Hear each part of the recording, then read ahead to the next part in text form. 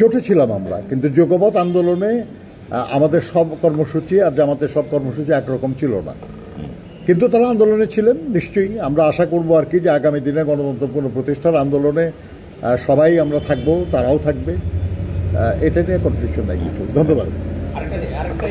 আপনাদের সাথে কি মানে দূরত্ব যে কিছু ইদানিং দূরত্ব বাড়ছে জামাতের সাথে, এটা কমানোর কোনো প্রক্রিয়া করবেন বা এটা কি বাড়তে থাকবে? না, এটা এমন কোনো দূরত্বর কিছু নাই। তারাও গণতন্ত্র চায়, তারাও নির্বাচন চায়, তারাও মানুষের অধিকারের কথা বলে, আমরাও বলি।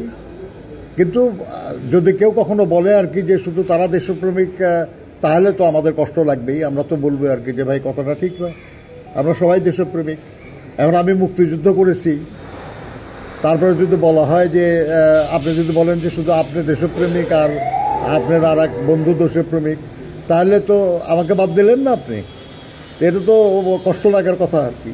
আমরা আশা করবো যে এরকম কথা কেউ না বলুক। ধন্যবাদ।